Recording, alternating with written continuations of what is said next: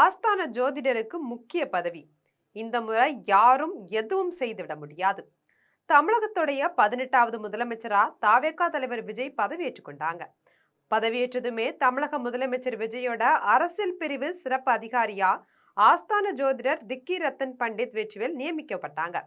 இதற்கான அறிவிப்பை முதன்மை செயலாளர் அதிகாரப்பூர்வமா வெளியிட தமிழகத்துல கடும் எதிர்ப்பு கிளம்பியது.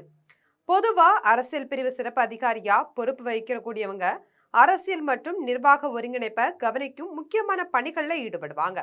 ஆனா ஆஸ்தான ஜோதிடருக்கு இந்த பதவி வழங்கப்பட்டதால அதிர்ச்சி ஏற்பட்டுச்சு.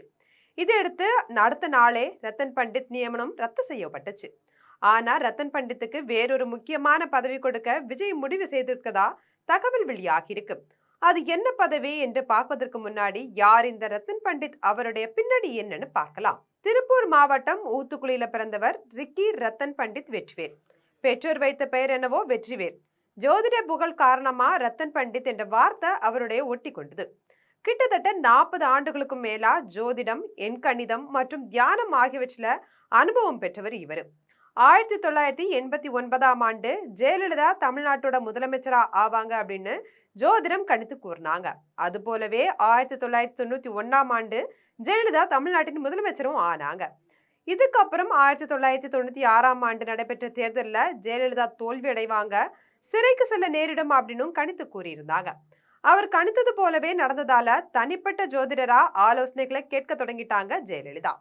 மேலும் அதிமுக வேட்பாளர் அறிவிப்பு முதல் எதிரான வழக்குகள் வர இவருடைய ஆலோசனையின்படிதான் ஜெயலலிதா செயல்பட்டதாகவும் ஏற்கனவே ரத்தன் பண்டித் தெரிவித்திருந்திருக்கார்.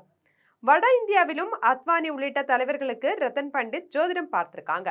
வட இந்தியாவிலையும் பல அரசியல் கட்சி தலைவர்களோட தொடர்புலையும் இருந்திருக்காங்க. தமிழக வெற்றி கழக தலைவர் விஜய் அரசியல் கட்சி தொடங்கிய பிறகு அவருக்கு மிகவும் நெருக்கமானவராக மாறியிருக்காரு ரத்தன் பண்டித். 2026ஆம் ஆண்டு தமிழக வெற்றி கழகத்தோட வெற்றி, விஜய் முதலமைச்சராவது உள்ளிட்ட பல கணிப்புகளை கணித்து சில யூடியூப் சேனல்களையும் பேட்டி கொடுத்திருந்தாங்க. இது மட்டும் இல்லாம விஜயோட பிரச்சார நிகழ்ச்சிகளுக்கு தேதியை குறித்து கொடுக்கறதும் இவர்தான் அப்படின்னு சொல்றாங்க. தாவேகாவோட ஒவ்வொரு நகர்வுகளையும் இவரோட ஆலோசனைப்படிதான் நடந்து வரதாகவும் சொல்லப்படுது. தாவேகா தலைவர் விஜய் தீவிர ஆதரவாளரா இருந்த ரத்தன் பண்டித் சமீபத்துல தான் தாவேகா மாநில செய்தி தொடர்பாளரா நியமிக்கப்பட்டிருந்தாங்க. இந்த நிலையில விஜய் முதலமைச்சரா பதவியேற்ற உடனே அவருடைய அரசியல் பிரிவு சிறப்பு அதிகாரியா நியமனம் செய்யப்பட்டிருந்தாங்க. ஒரு ஜோதிடருக்கு அரசு பதவியா அப்படின்னு எதிர்ப்பு கிளம்பியதோட ரத்தன் பண்டித்தோட பதவி அடுத்த நாளே பறிக்கவும் பட்டுச்சு. அப்போ தன்னுடைய பதவி ஒரே நாள்ல பறிப்போகும் அப்படின்றத கூட கணிக்க முடியாதவரா மற்றவருடைய வாழ்க்கையை பற்றி கணித்து கூறப்போகிறார் அப்படின்னு நெட்டிசன்கள் கேலி செஞ்சு வந்திருந்தாங்க. இதற்கு எல்லாம் பதில் சொல்லாம ரத்தன் பண்டித் அமைதி காத்துட்டு வந்தாங்க. இந்த நிலையில தான் ரத்தன் பண்டித்துக்கு ராஜ்யசபா எம்பி பதவி வழங்க விஜய் முடிவு செய்திருக்கிறதா தெரியுது.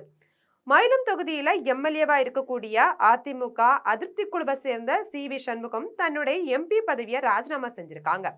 இதையடுத்து அந்த பதவிக்கு தாவேகா சார்பில் ரத்தன் பண்டித்தை முன்னிறுத்த வாய்ப்பு இருக்கிறதாவும் கூறப்படுது. இந்தி மொழியில ரத்தன் பண்டித்துக்கு நல்ல புலமை இருக்கு. இவருடைய வட இந்திய தொடர்புகள் கட்சிக்கு பலத்தை கொடுக்கும் அப்படின்னு விஜய் நம்புவதாகவும் கூறப்படுது. இது போன்ற அரசியல் செய்திகளை உடனுக்குடன் தெரிந்து கொள்ள ஜெம் தொலைக்காட்சியுடன் எப்போதும் இணைப்பில் இருங்கள்.